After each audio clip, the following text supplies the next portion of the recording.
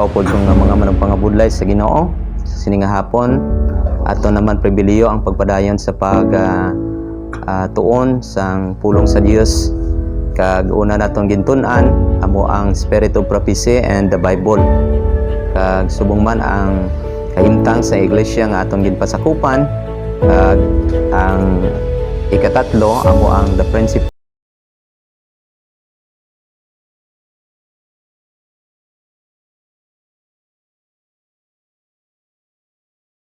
belief.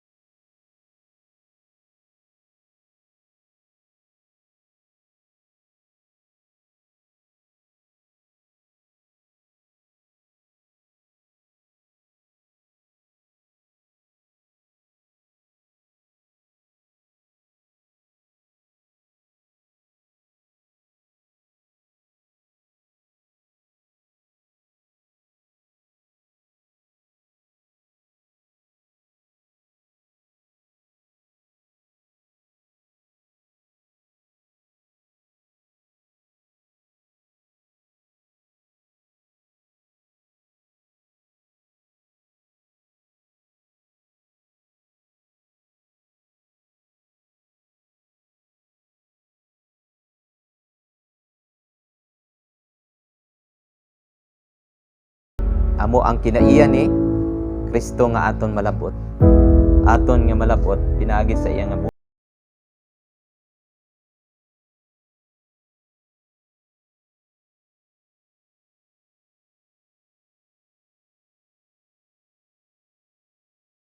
batasan ang kinaiya sa aton nga Ginoo.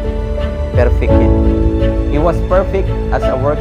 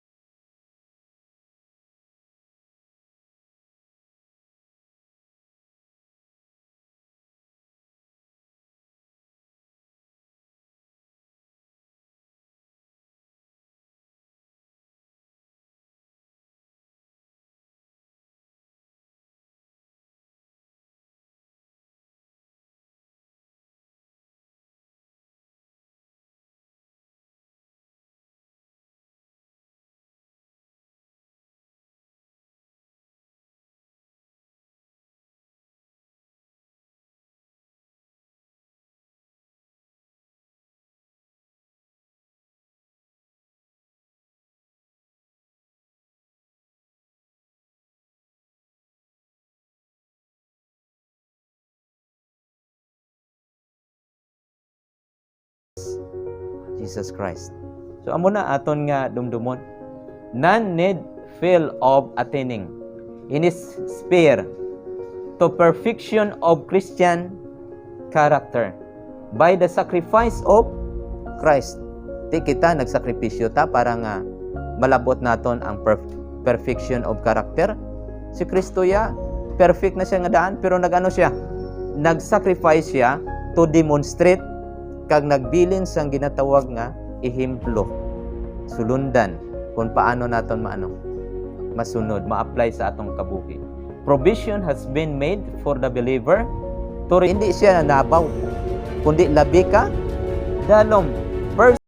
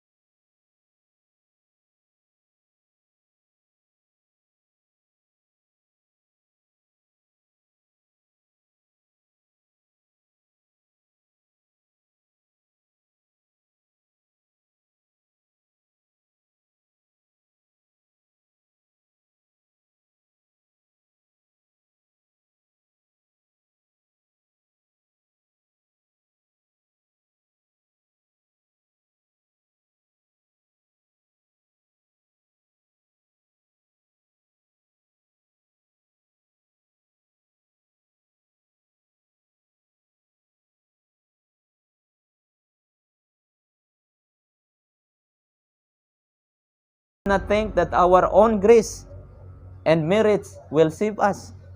Dita na paghuna-hunaon nga sa aton kapasidad, sa aton ihibalo, sa atong kaalam, sa atong kagwapohon, sa atong sa inyo kagwapahon.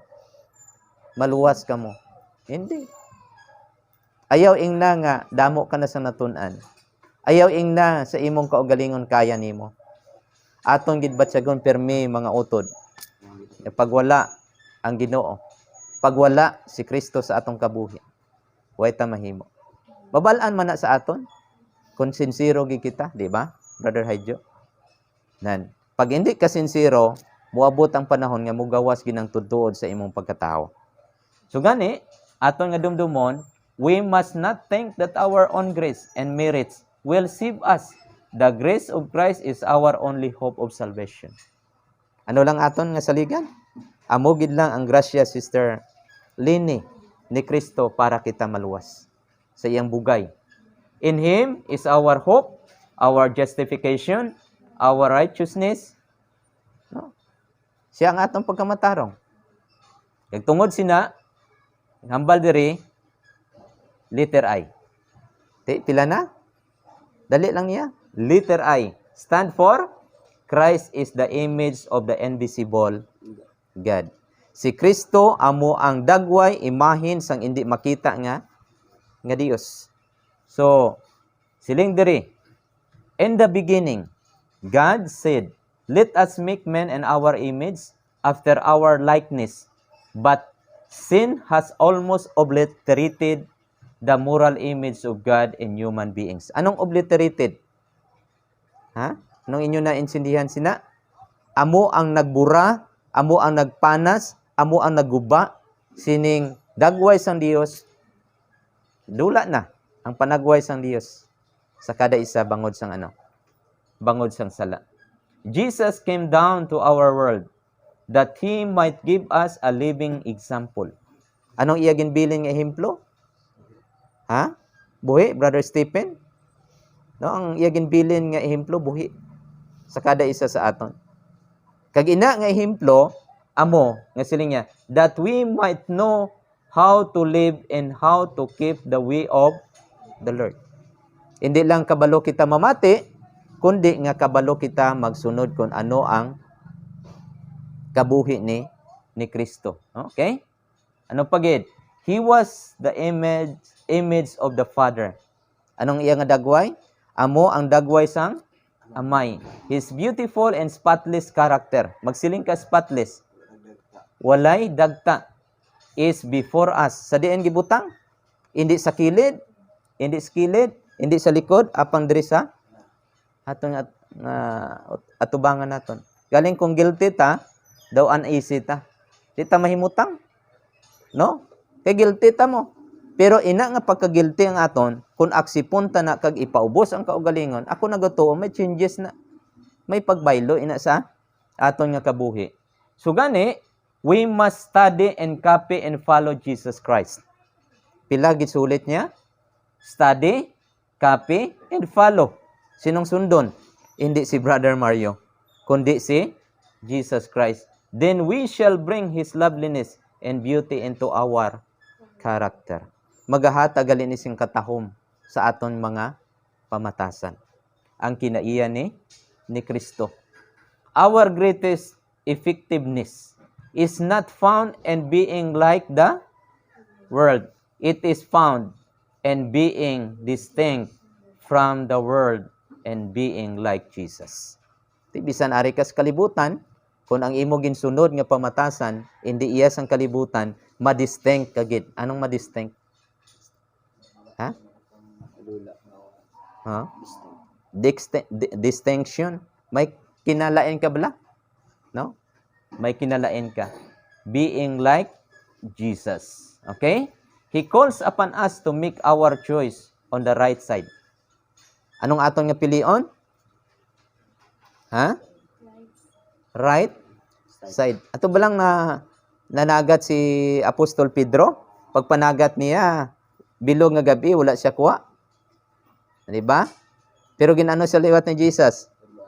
Sinya, balik ka. Sinya, Ginoo, bilog nga gabi, huwag kukuha. Ya, pero kay amo nang imo nga sugot, balik ko eh. Sinya, iladlad imo nga pukot sa dindapit. Ha? Sa tuo. Nga ahaw. Ang gusto sang Ginoo, pilion ta permi ang ginatawag nga right. Gusto. Right side.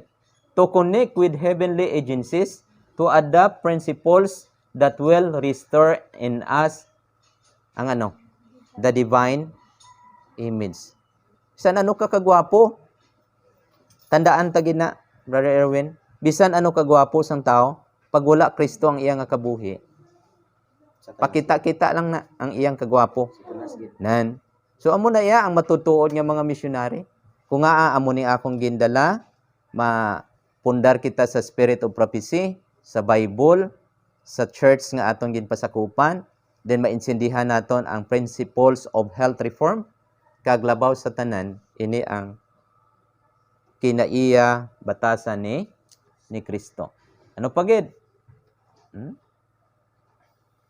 The Christian life is constantly an onward march. Anong onward march? Ha? Padayon gid, no? Jesus sits as a refiner and purifier of His people. But silingon, di ta kaya gali nga putlion ta ang aton nga sarili sa aton lang. Si Kristo gigali ang makahimo sina, no? And when His image is perfectly reflected in them, ano siling niya? They are perfect and holy and prepared for what? Translation. But lingon, subong hindi pa ta preparado, hindi pa ta ready. Nga anohon ta gani? Litunon halin sa kalibutan pakadto sa diin sa langit. Handom ni Ginoong Hesus sa iyang pagbalik, takos kita nga i-translate. Pare kay Enoch bala? Gi-translate siya, no?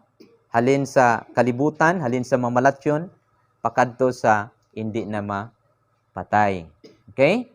Letter A, second to the last. Amo man ano? Christ. Pila lang gani ang words ng Christ? 6 letters, no? So, letter is stand is Christ is our standard. Nan. Bago pa ko sa canvassing work, dito sa Cebu, ginpadala ko.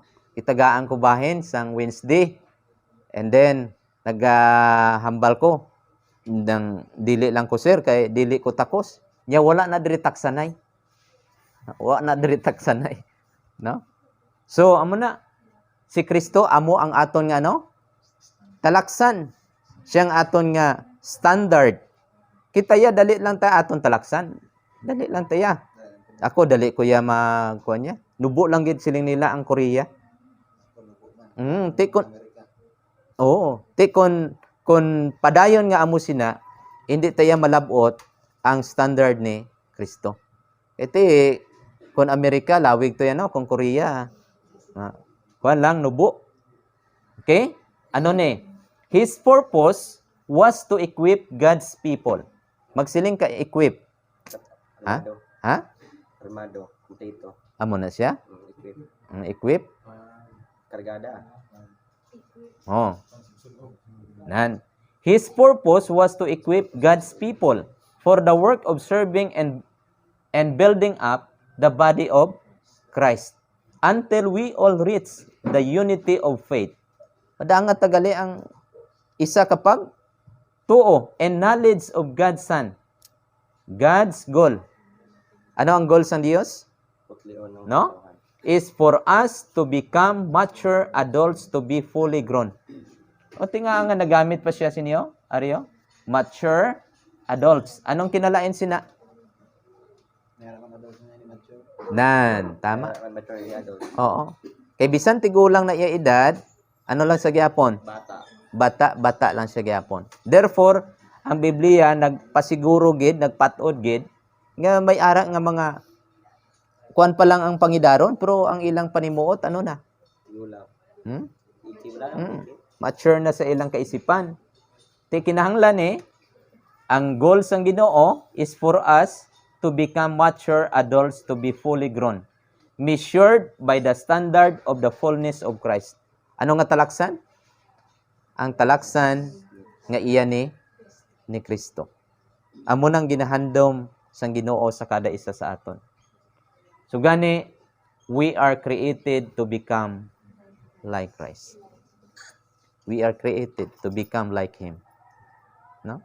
Pero inang pag-angkon sang pagkapariya ni Kristo is kinahanglan tagid ang ginatawag nga continual. No? Continual. Okay? God's desires us to reach the standard of perfection made possible for us by the gift of Christ. Amo nang goal ang amo nang ginahandom sang Ginoo nga malabot tagid. Pamangkot pag hindi nato malabot kadangat ta sa langit bisa inyo be. Ha? Di Ginoo? So amo nang aton nga tingwaan sa bulig niya. There should be continual ining striving may pagkuan ini pag-antos may kabudlayan ini nga matabo. Kaya hindi pwede nga magtingwa ka nga hapos. Oh, dira kaya nagatingwa sa diin. Sa budlay. And constant progress onward and upward toward perfection of character. Kanami ni nga mga dinala ni Ellen G. White. Katapusan. Letter T.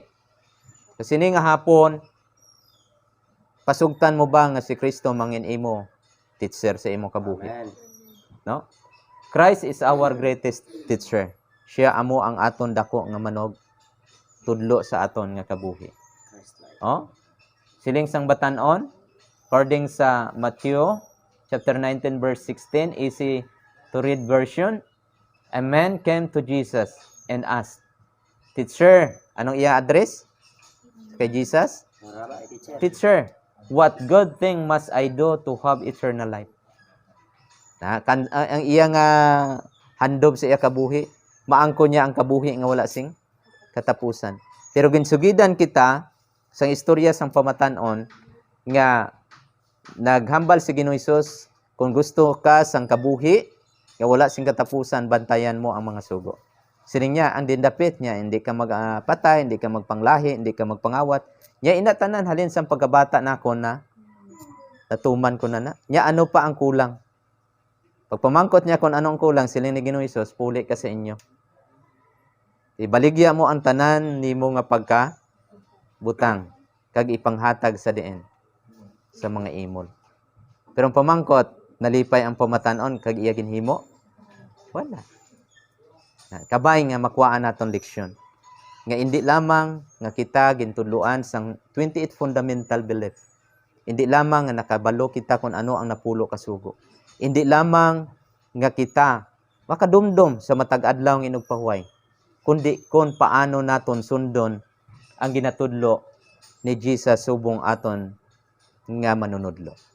Amen? So siling niya diri, the first thing to be learned by all who would become workers together with God is the lesson of self-distrust. Kung willing kita nga gamiton sang Ginoo bilang iyang nga manog pangabudlay sa iyang buluhaton, dumdumon ginaton kay hindi ta salig sa aton nga kagalingon. Ano man ta ka masiling naton ka sa aton, dumdumon ta gid na nga ina tanan hindi ta kaya pag wala ang bulig sang balaan nga espiritu. Then they are prepared to have imparted to them the character of Christ. So kanami kaayo. This is not to begin through education and the most scientific school. Hindi ta na maangkon. Bisan diin ka man mag-eskwela, ano man ang imo nalabutan, siling niya, it is the fruit of wisdom that is obtained from the divine teacher alone. Kita mo to sila ni Apostol Pedro? May natunan sila nga taas? Wala. It's only 3.5 years lang nga upod nila sa kay Ginoong Hesus. Pero ano siya? According sa Acts chapter 4 verse 13, puno siya sang balaan nga espiritu. Amo nang ginapangita sang Ginoo sa kada isa sa aton. No? Nga aton dumdumon. According dere, Jesus chose and learned. Sino na? Sino na ni Apostol Pedro? Because they had not been schooled in the traditions and erroneous customs of their time. They were men of native ability. Magsiling ka gani native? Ha? Skills. Panggit, halin gid sa Why gitawon sang pan? Dira lang gitawon. minat ko ran. Wala gid. Naging Native ability. Amo lang gid ang ilang nakuanan. Wala na sila. Kung ipakuanon mo guro sining cellphone binago, di na sila kabalo. No? Pero ano sila? And they were what? Amo ni. Amo ni ang ginahandom sang Ginoo sa aton. Humble and teachable. Men whom he could educate for his work. Mga tao nga maedukar para sa iyang buluhaton.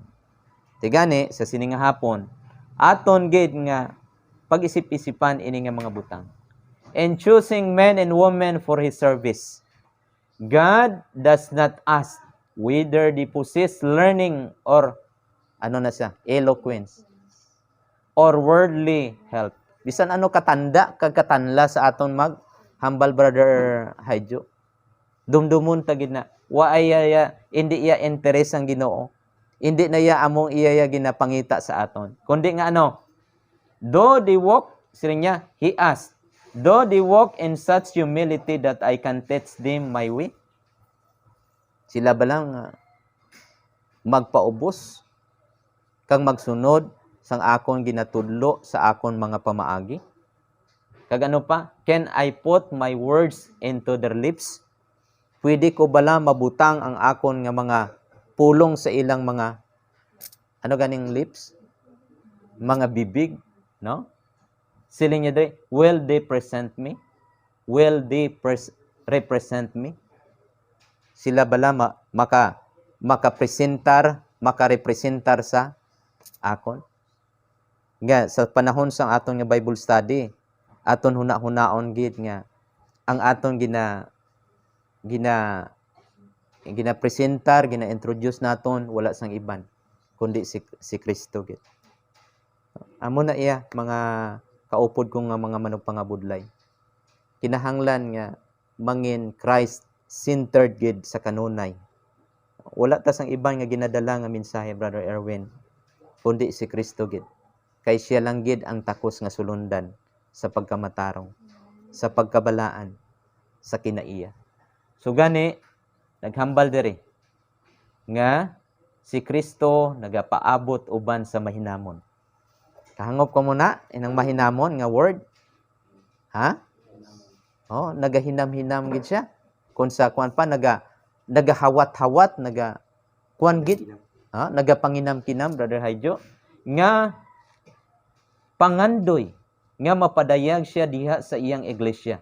Kung sa hingpit mapakita na ang kinaiya ni Kristo sa iyang katawhan, muano na siya? Muanhi na siya sa pagdawat kanila. Amen? Amo nang ginahandom ni Ginoong Hesus. Kagkabay amo man ang aton nga handomon sa aton nga kabuhi. Okay? Silin niya dere, and now we need to make a decision. A decision to follow Christ now and forever. Way ka na da iban nga pilion na? Muano na lang gi kita? Musunod gi kita sa kay Kristo. Halin karon tubtob sa walay katubtuban, no? Nga aton masunod si Ginoong Hesus. Una, to imitate His character. To follow His holiness. Ano pagid? To adopt His righteousness.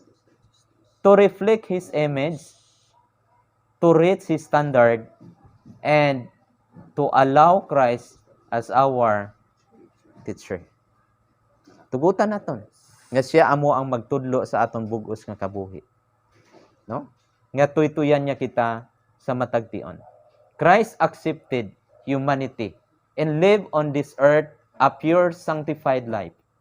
For this reason he has received the appointment of judge. He who occupies the position of judge is God manifest in the flesh. What a joy it will be to recognize in Him our teacher and Redeemer. What a joy it will be to recognize in Him our teacher and Redeemer. Atong kilalahon, Brother Clerk, nga si Kristo amo ang aton nga magtutudlo. Sa katapusan nga slide, mga utod, bilin ko sa inyo ini. Christ is our teacher, our ruler, our strength, our righteousness. And Him, we are pledged to shine any course of action that will cause, ano na gani? Schism. Ano ni? The questions of issue in the world are not to be the theme of our conversation. Hindi gali ang tema ya nga kung anong aton nga istoryahan. But we are to call upon the world to behold an uplifted Savior. Aton aton manluluwa si Kristo, aton ibayaw, through whom we made necessary to one another and to God. Christ trains His subjects to imitate His virtues, His meekness, and lowliness, His goodness, patience, and love. Thus He consecrates heart and hand to His service, making men a channel.